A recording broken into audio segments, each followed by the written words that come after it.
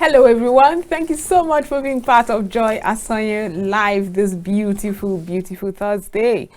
I've been looking forward to this, as the topic we are delving to this evening is very interesting. It's something that really it affects everyone in the society, and that is Nigeria's occupational safety.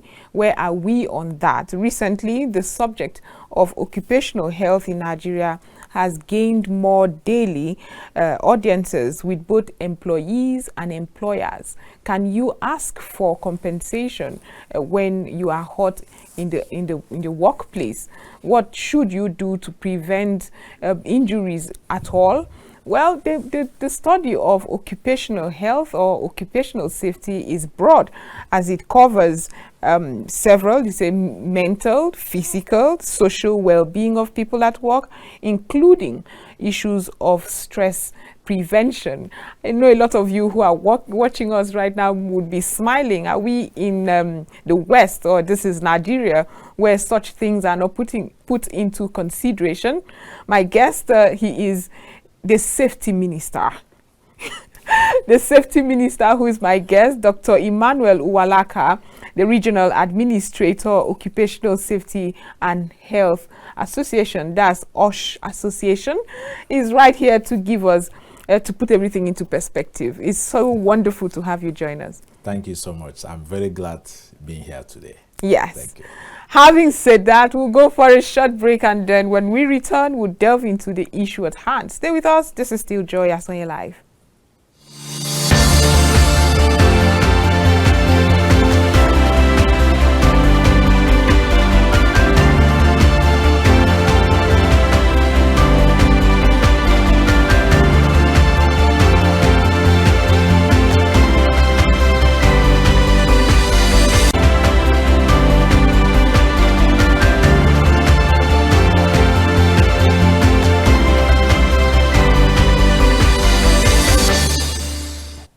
Welcome back from that short break. Nigeria's occupational safety policy, that's what we're discussing. And Dr. Emmanuel Uwalaka, aka the safety minister, who is also the regional administrator of Occupational Safety and Health Association, is right here with us. Let's start from the basics, Doctor. Doctor Engineer, really, I'm not sure I wouldn't interchange it. I see. So where would you say the awareness is amongst Nigerians when it comes to occupational safety, the role of employer and employee? Yeah, thank you so much. I think from the areas of our discussion today, looking at Nigerians' occupational safety policy and looking at where we are today in Nigeria in terms of awareness is really quite interesting to know that the issues of health and safety is improving in the country today, because, you know, before now, Africa are very far from the realities when it comes to health and safety. There are so many issues and so many non-conformities that have been ravaging different industries, which borders more on health and safety matters. And because these things have been happening over time because of lack of knowledge, lack of the skills, lack of information, you know. But currently, as I speak, Nigeria is beginning to appreciate the importance of safety knowledge and skills in the workplace. They are beginning to look into putting the technical framework, look into putting the technical measures in place to ensure Nigerians' workforce are being safe at work and also have a better well-being at work. So there is, I would say randomly or maybe collectively, there is a kind of improvement currently, because recently the head of service of the Federation have really commenced a very proactive move, making sure that all the public sector, all the ANDS in the country, Nigeria, is beginning to put measures in place. And not just that, appointing appropriate officers to be able to manage the welfare of their workers, and also look into recognizing various hazards and risks associated with their work environment. So it's a good development, because when it comes to safety, the first thing is identification of the hazard. Right. You need to really identify what you are dealing with. That gives you another professional steps to be able to know the measure you have to put in place to ensure safety, to ensure zero fatalities, zero injuries, and also zero death at workplaces. Okay, now with so much necessary to do, you said the first step is to identify, but when you look at the Nigerian work setting, let's talk about the occupational hazards now. You would agree with me that very little attention is paid into safety of the people.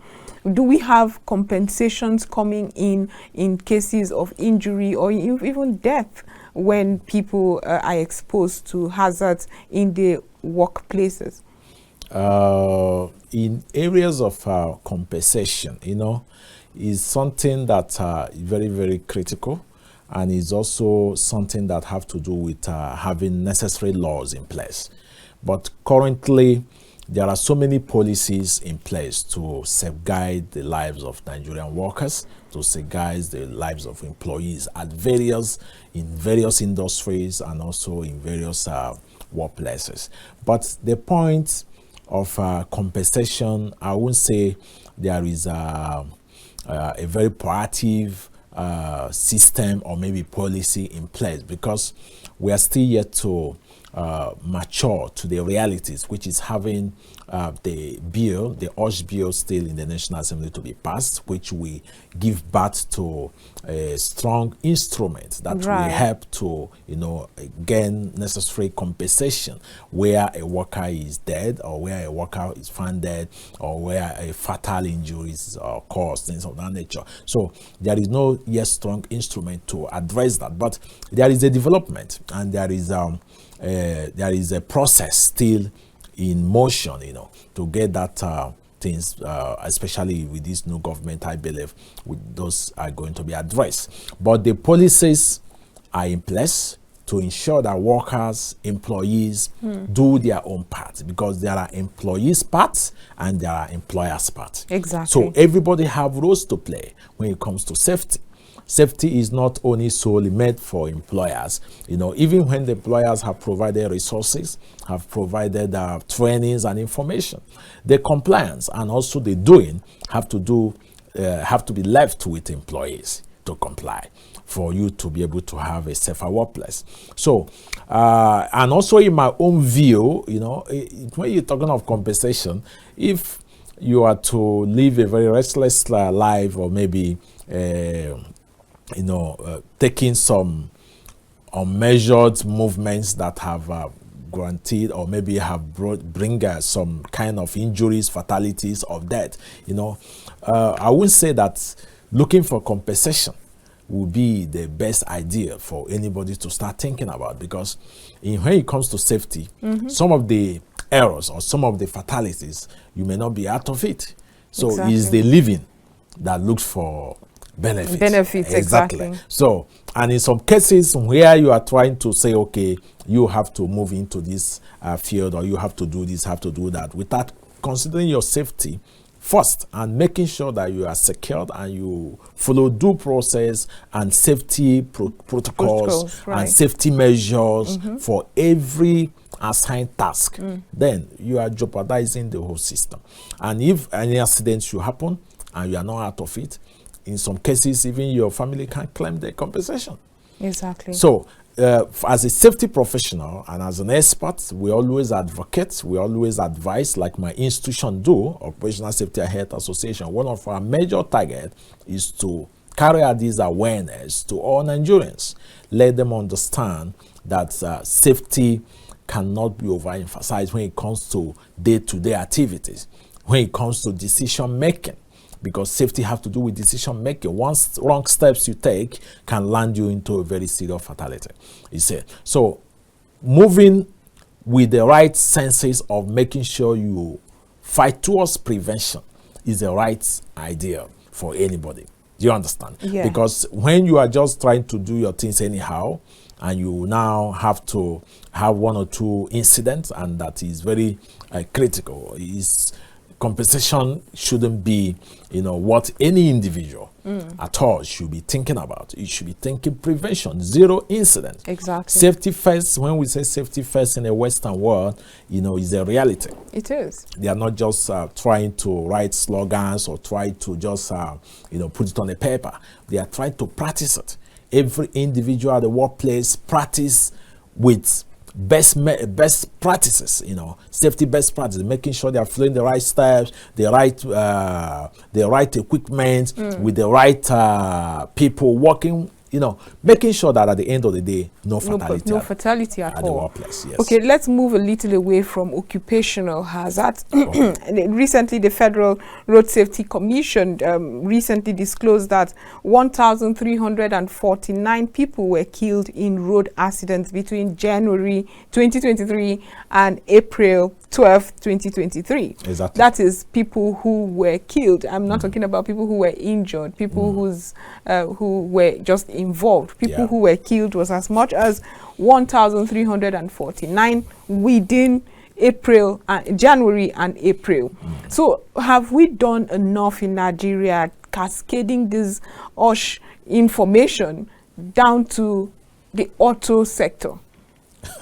Okay, I'm a bit laughing because you know that we are not yet very accurate with information, with data. With data. Exactly. So when you these say are just the reported cases. Exactly. And it's still very alarming. And I can assure you that non-reported cases is higher than the reported cases. Wow. Exactly. Because every day you see so many incidents happening, so many crashes happening, so many accidents, or whether it's tricycles, the bike people, the motorists, and accidents are happening every moment. So when you check it by each state, by each local government, by each cities, you find out that the reality is very clear, because the number of measures in place to be able to capture incidents on our roads is very minimal, and we cannot say that we are going to work with such data, because yes, that is reported cases, as you said, but more far than that is happening. Even in some cases I have seen in the city of Abuja, where you see very critical fatal accident happening at 11 p.m. Yeah. 12 Meaning p.m. there was no traffic. Nobody to even report to, because from there you move to hospitals, and from hospital nobody gets to know what really happened. The government don't get to know what really happened. In the developed countries, there is a system in place to report incidents. If in the cities anything should happen, first there is a database to be able to, all hospitals established in the country have a central database to report such cases, and for it to enter the government database to give you accurate information. That is the way it's done in the developed countries. What is wrong with our data? Not to digress, but it's really important to address this. How can we harmonize our data? How can we get it right? I keep reminding everybody that when it comes to the private sector, they seem to know how to get data. But whenever it comes to government, what would it take for the police, the Federal Road Safety Commission, hospitals, to have a harmonized data as to who was involved in what, and how terrible or fatal was this? What was the investigation eventually? So that I could just say that this person had an accident some time ago. In cases where, like OSH, maybe your policy would be robust if you have this data. But why is it so difficult in Nigeria? Because it's very difficult, because there is no yet very proactive policies, and also drivers of those policies making sure that it's being implemented. Because sometimes we have very fantastic policies, but implementation is a problem. So until we have leaders and people in power who can be able to, in relevant authorities, or whether in the healthcare, in the ministries and whatever, to be able to ensure that the private sectors are compliant, that the government facilities are compliant, then we can be able to have a unified data. And you can also agree with me that we're in the country where anybody can set up hospitals at any place without with necessary approval, but And anything can happen there. Accident can happen somewhere. They move the person over there, and at the end of the day, there is no way to capture what really happened and for government to know about it. So that is it on the area of data matter. But we hope and believe that the future will be able to address some of these things. So the issues of the rate of accident happening is very high. You see, because people, imagine this rainy season now, you see people driving anyhow on Fridays, Saturdays in the cities of Abuja, likewise many other cities. Yes, it just seems like every after the weekend, yeah, there are cases of accidents. Exactly, because the roads are free. In the night, the roads are free. People are speeding and all that. So I have seen so many fatal accidents, and none of such, I believe so well, that government will not get to know about it. Right. And nobody will even get to know about it. So how will you report such cases?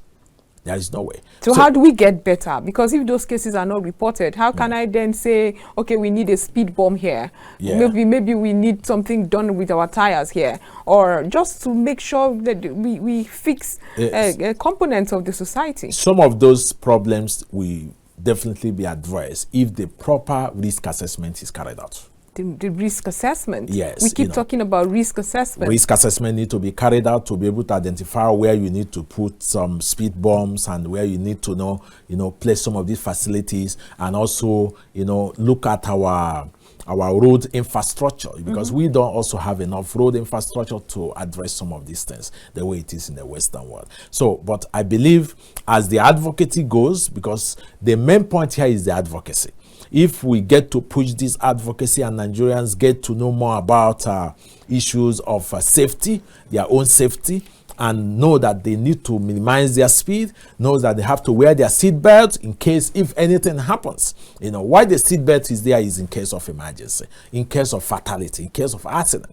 So it's not that that's why people say, it's not going to happen to me, it's not my portion, it's not that. We know that it's not anybody's portion, but you have to do the right thing, in case of anything happening. So these are what Nigerians need to get to know, that safety is a personal deal. It's a personal decision. Right. It's personal. It's you. It's your life. If you do it right, you save your life. But when you don't do it right, you lose it. We keep talking about safety, and something came to mind. Recently, there was a video. Somebody wrote an article, having done a small investigation as to how people inflict injuries on themselves so that they can get compensations, not just from the insurance companies now, from the employees. But you are a safety minister. The safety minister who I don't know who's did the president have to submit your name, or a self-acclaimed safety minister.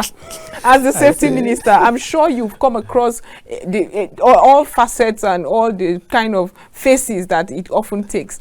Do you see that? And when you do see that, what's the way out of this when employees inflict injuries just to get compensation or benefit of some sort? Yes, I got your point. And you also have to understand, currently we have an agency of government that is in charge of compensation when it comes to accidents, which is NSITF. They are charged with that responsibility. So it's within their jurisdiction to be able to investigate accident. But before you can claim anything from that agency, from my own understanding, you need to register with them. Your company or your organization must register with NSITF, and you must also have to pay your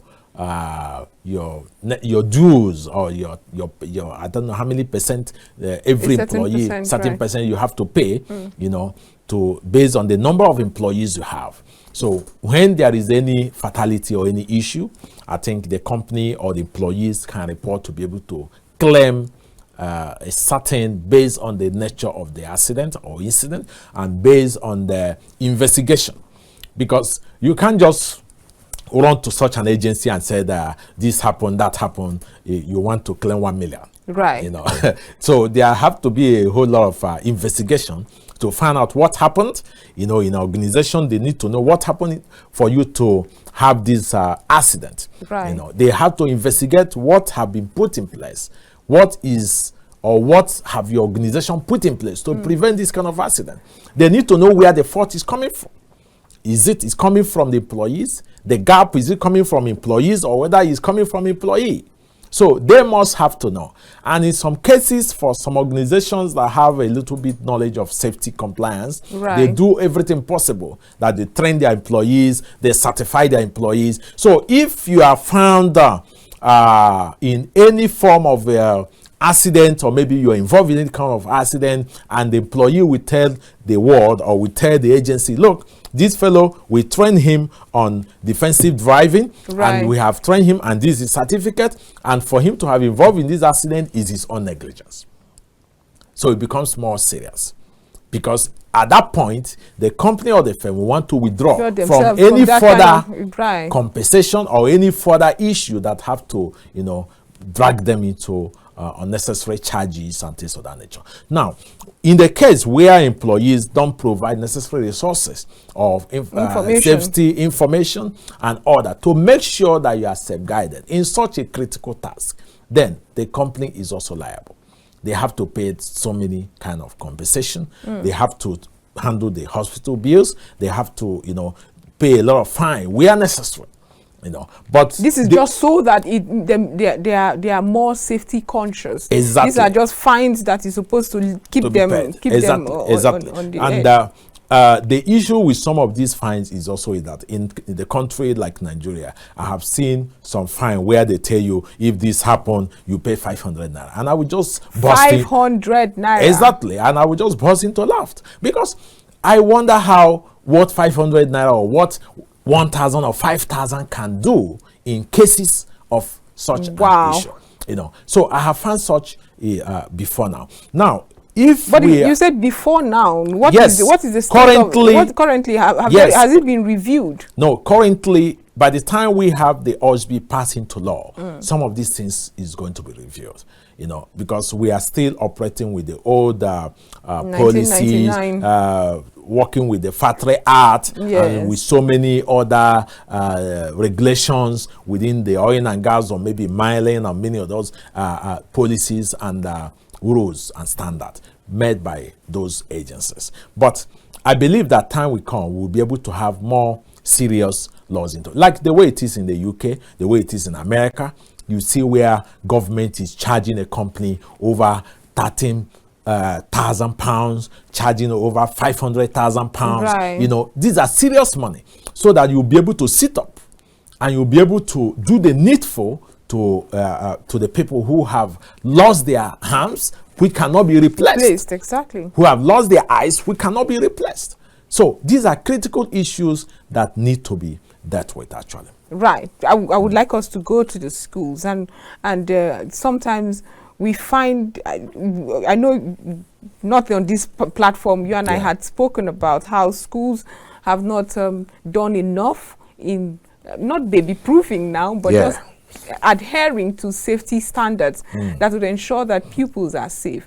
And for the internet now, the internet has made everybody connected, and so we get to hear these cases firsthand. And some of them, it's outright complacency from these schools who could have done better to protect the students or pupils in those schools. So what would you say the schools should do, and where would you say government should push more in terms of ensuring that young people, students, pupils are safer in school environments? Yes, to address this issue of schools, you know, government, especially the Minister of Education, at a point have to start putting you know, fence rails and so many things because of issue of banditries and kidnapping and all that. That is just by the side. Now, coming straight to the issues of safety of the pupils and the students is more critical. We have seen cases where primary schools, you know, pupils and maybe injuries happening within the school environment. You know, even within their PlayStation. The purpose, or no, the issue why some of these incidents happens is because of lack of proper professional risk assessment of the environment. To be able to identify the hazard zones, the risk zones, and know how to manage the hazards, because you cannot eliminate hazards actually outrightly, but you can control it. You can control it. So in some cases where you see schools don't have this knowledge, They don't understand. So many times we have programs and events. We invite so many of these schools. They will tell you what are they coming there to do.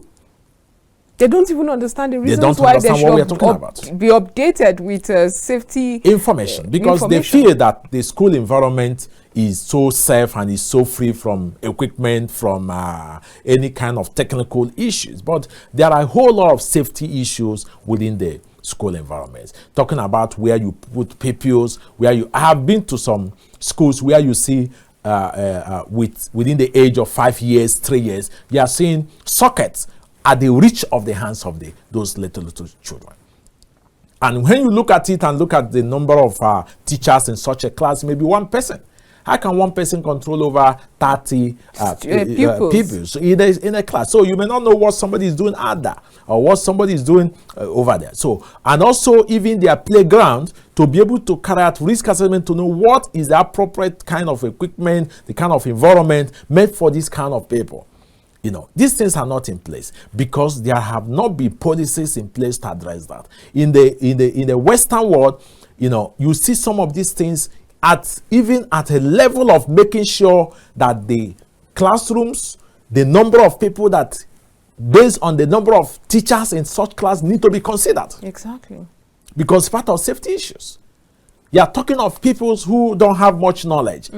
Only they are fighting, they can take pain and just chuck it to somebody's eyes. That's if they do not have enough hands to be able to care and to be able to watch over them. So these are part of safety. Do parents, I mean, we are still getting to homes. We're just taking it in bits. But do you think parents are aware of these things when they pick schools for their wards?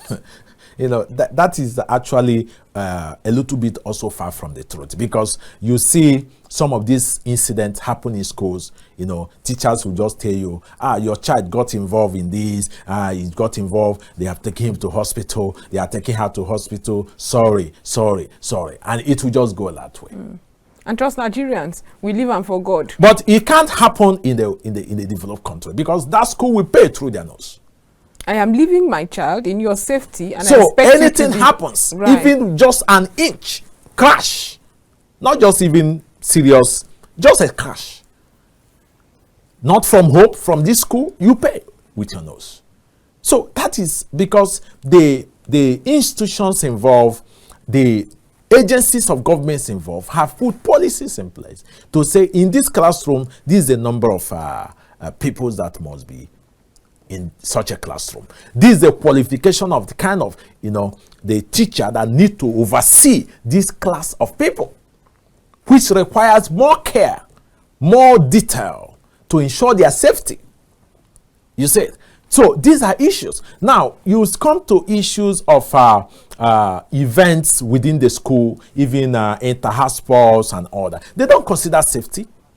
Safeties are not put in place. So, Dr. Uwalaka, it's time to go for a break. I mean, I'm having such a good time that we've gone half hour into the program, but we'll go for a short break, take a breather, and return to discuss more. Remember, we're talking about occupational safety and health. How can you ensure that you're keeping your environment safe? We'll be right back after this short break.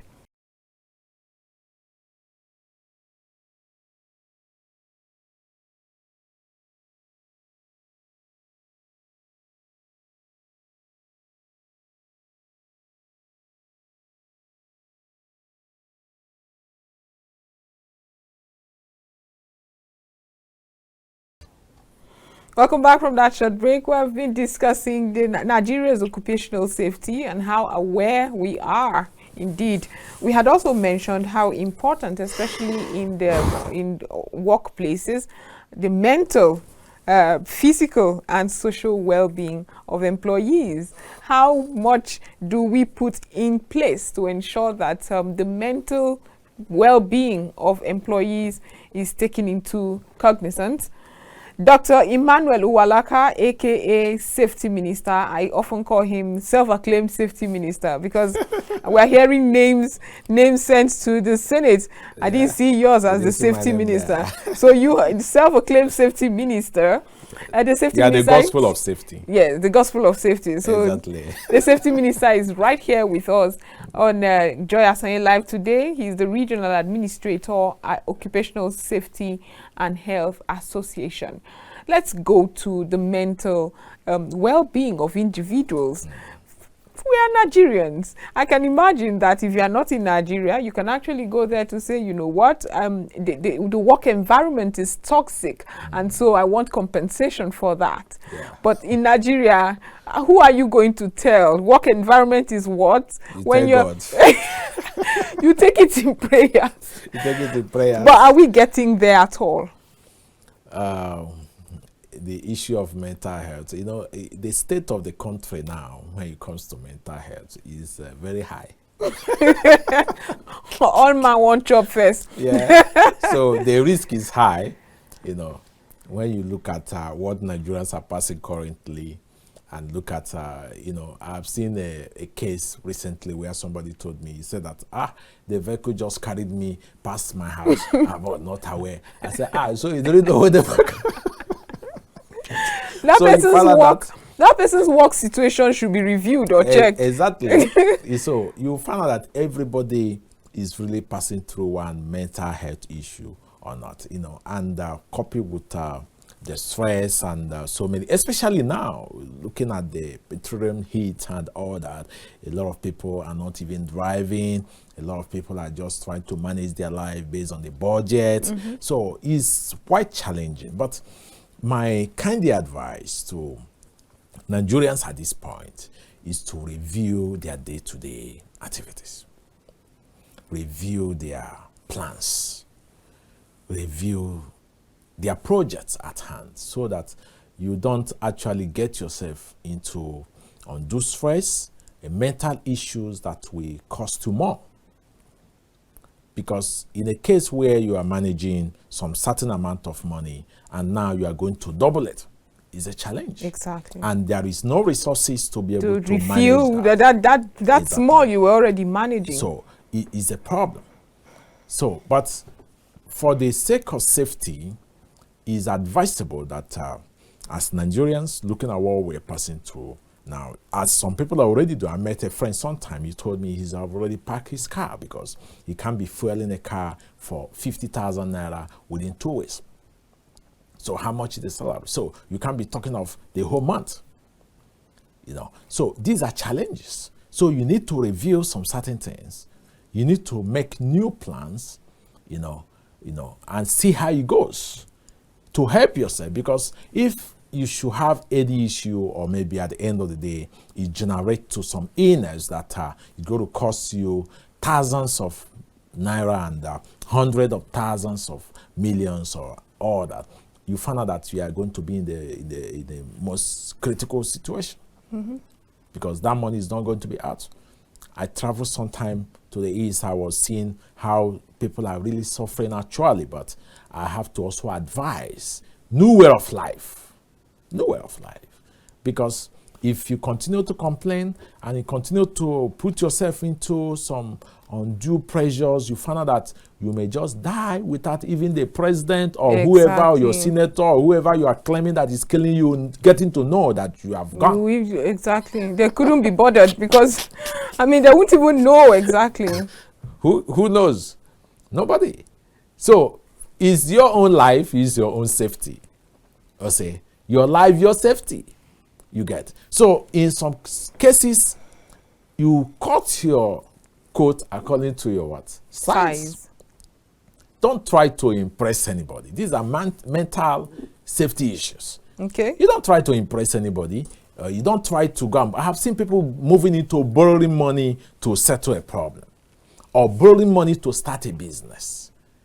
You know, it's quite unfortunate we're in the kind of continent where people have to do much of business with money and all that. You know, in the Western world, a lot of intellectual businesses are there where you can do without much money, and you are generating, you know, and you are generating fund. You know, But in this part of the world, everybody need money to start something because that is the one they have the capacity for.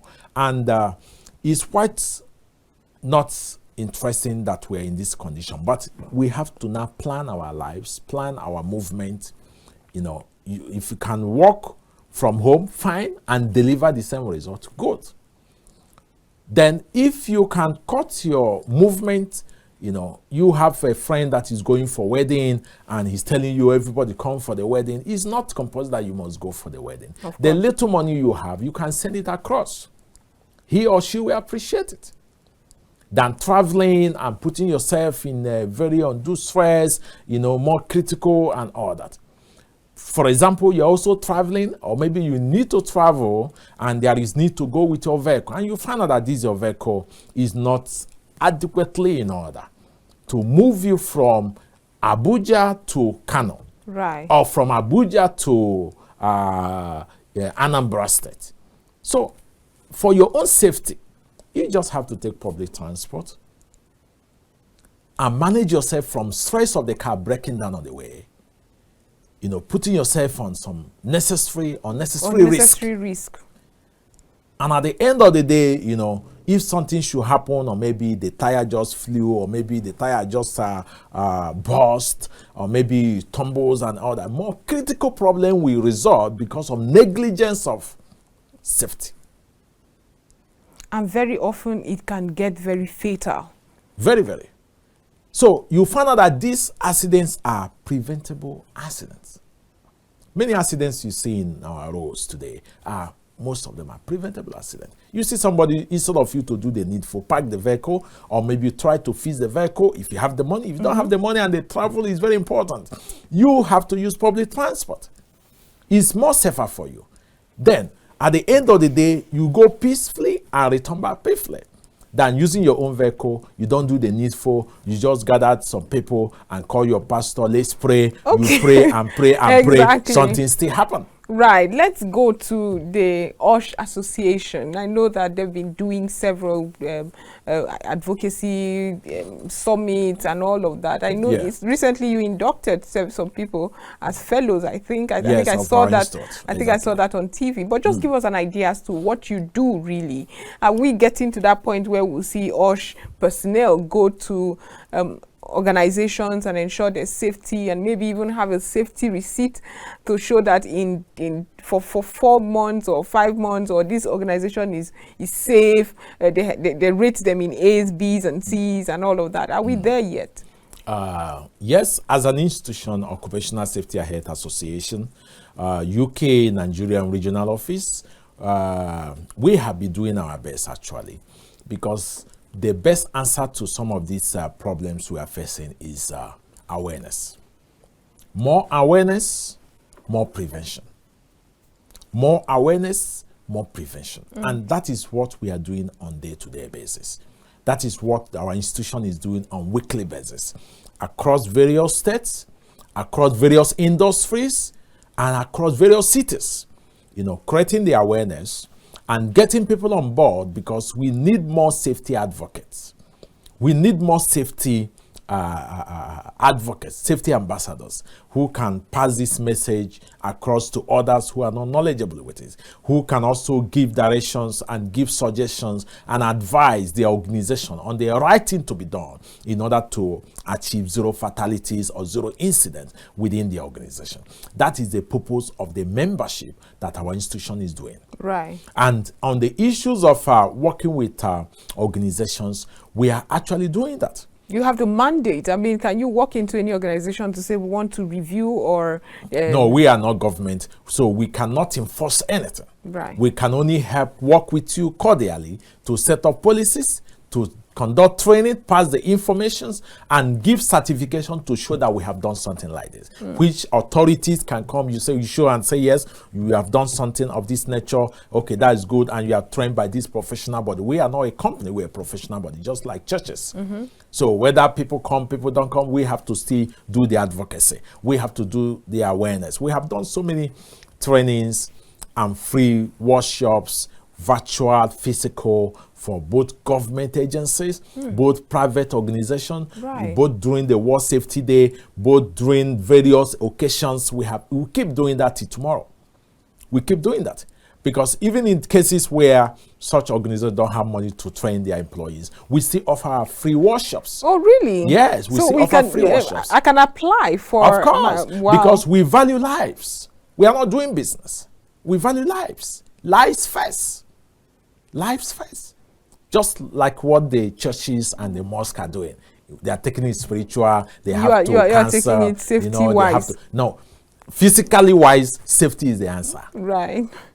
He said. So we do everything needful to make sure that we pass the message to millions of Nigerians. Because as I speak to you now, we don't have an agency handling this kind of cases and have so many officers like police to go and police you and say, what do you want to do today? And how do you want to do it? You have to explain. Because that is the safety. Safety have to do with decision. If you take the wrong decision of going home this evening, you may get into trouble. Right. But if you take the right decision, you go home safely. That is safety. That is in every work environment, in every operation, we have what we call self-operating procedures. The subs for every what for you for technician as a mechanic is different procedure for somebody who is also doing a welding. Different procedures. So you have to understand the safety procedures associated with your work environment. Even you are sitting in the office using your computer, you have to understand that your safety can generate a lot of ergonomic hazards which have to do with the sitting position, the kind of chair you're sitting, your sitting position, how long you are sitting on that desk, and how, these are ergonomic issues that have to do with the workstation. So you must understand. People don't have information. People don't really understand some of these things we are talking about. So the only thing that we answer is awareness, advocacy. That is why we are working in every organization. We want to make sure we pass the message. We want to make sure we pass the message, and I'm very happy that our institution is working closely with so many NDS and so many organizations to be able to do this. And not only that, in 2020, the Honorable Minister of Health, the former Honorable Minister of Health, and so many other former ministers, they were in our conference to launch National Safety Advocacy Project. And that project have really turned out to be a very commendable project so far as health and safety is concerned in Nigeria. Because out of that project, government have begun to recognize safety proactively. Government have begun to put measures into place. Companies have begun to support. Before we go to companies, I would like us to explore this. Government are beginning to provide. Government have begun to do the needful. In what instance? Areas of even appreciating that safety is needful. That's not sufficient for somebody like me. But that they are not telling you. I have seen so many senior officers, health and safety. No, senior officer, they will tell you health and safety is not important here. We are not oil companies. We are not construction companies. What do you need? What are you coming to tell us? That is anything happening to us in our office? We have AC, we have this, we have that. So we don't have problem. So they are speaking out of knowledge. So that is why I'm telling you that even appreciating that they need to put safety in place, measures in place, awareness in place, because we are talking awareness. We are talking of facilities. In government establishment, for example, I've seen so many ministries, they don't have toilets. People have to, find a way to ease themselves, visitors down. When a worker is stressed of having a conducive and a selfless, a hygienic place to, as a restroom, as a toilet, what happens to visitor? Visit the facility. Very often they would also find their way. They would also find their way. I mean, there's no other way. They will go the way of them. And this is a country that is paying lip service to the fact that we should end open defecation. When I hear that, I just laugh. We're not there yet. The solution to it is to get this mobile toilets, build more mobile toilets, put it at different intervals for public, for pedestrians, for, that is the way it is. And that's the way it should be if we want to really bring solution. So these are issues of welfare, issues of well-being, is a problem. So these are what I feel that when it comes to mental health, when it comes to hygiene, when it comes to awareness, need to really put into place. Right. But it's quite commendable, I must say, what you do, especially when you meet somebody who is in the humanitarian space, so to speak. We are more or less like humanitarians. You know, nobody is paying us for. We are just independent. We are not dependent on any government. We have to seek for donors. We have to seek for sponsorship. We have to seek for support. You know, to drive the advocacy of saving lives, and that is what we specialize. So let's go to this occupational safety and health bill that's been passed. What do you think were the setbacks with the 9th Assembly and previous assemblies? Yes, when it comes to the delays, and it have been there over years, you know, and I will say the problem with it is also the issues of understanding the importance. You know, when a father don't understand the importance of providing the right tools, or providing a particular need for a child, you find out that child will keep crying till Jesus come. So that is the situation here. So we have to get to the level where our leaders need to know that the issues of occupational safety and health and environment is critical, is important. It can increase the economic, social well-being of the country. It can increase and also improve our GPD. There are so many issues happening, so many losses, so many disasters that are claiming billions of naira of the country. And some of these things could have been prevented from happening in terms of market fires, in terms of so many fatalities, in terms of erosions. You know, I've seen so many erosions that happens, you know, critically. Even before you get to that point of critical, exactly, they should have provided a preventive measures, or maybe arrest that situation with minimal cost than allowing to get to a level of consuming much and putting everybody into high jump. So these are issues of safety. You know, they have not really understood this importance. You know, but I believe with this 10th Assembly, with the way we are going, our last event in London, last 3 months, we have some senators who join us in that trip. They were able to senators that have returned to the 10th Assembly? Yes, they have returned to 10th Assembly. Right. And they were able to see the importance. They were able to listen to these lectures. And I believe that working with some of them closely, they will be able to address and also do the needful that, so that this 10th Assembly do the needful to pass the bill and also bring it into not just do the needful. What is Osh Association doing to push what we more? can do is to push more to let them know, right? You know, for them to understand the economic value, you know, developmental value, because even is affecting investors too. I don't think any investor will want to bring in billions of dollars and millions of pounds into a country that he or they cannot be assured of the sustainability of their investment. Is a problem. So safety have to do with sustainability. It have to do with sustainability. It have to do with quality. So if those policies are not very proactive, some serious investors will not want to get into the play, because they don't want to get into issues that have to damage their reputation they have built over years, because of one investment or because of one project they are doing. Even some of our major projects, we just finished a project with an event recently which have to do with skills.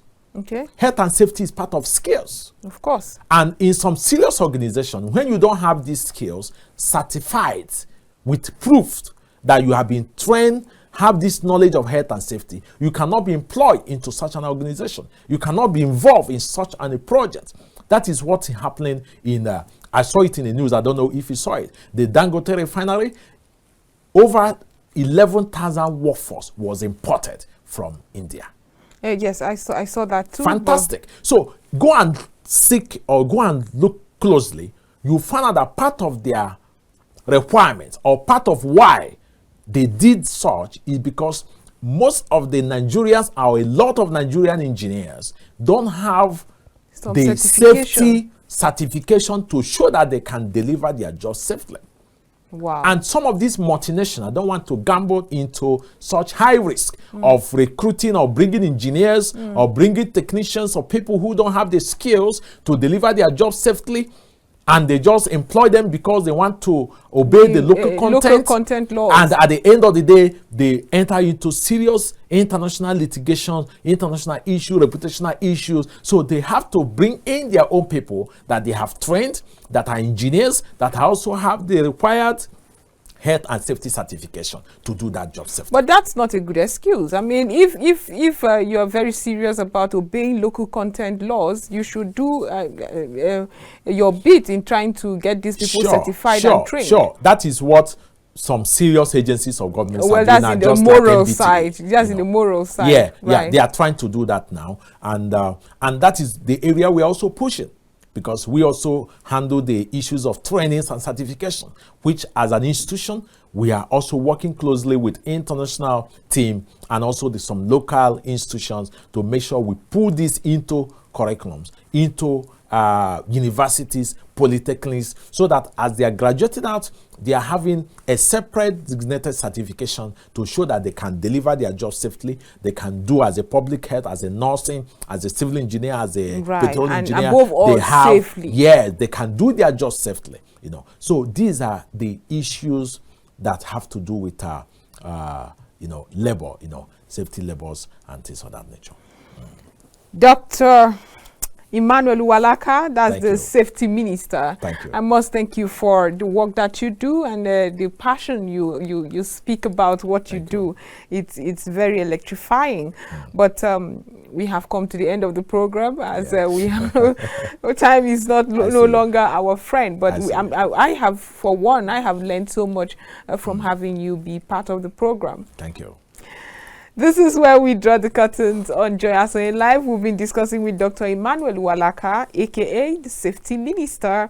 He's the Regional Administrator of the Occupational Safety and Health Association. Again, I thank you. Thank you. Thank you. Okay, do have a wonderful evening and enjoy the weekend as it approaches.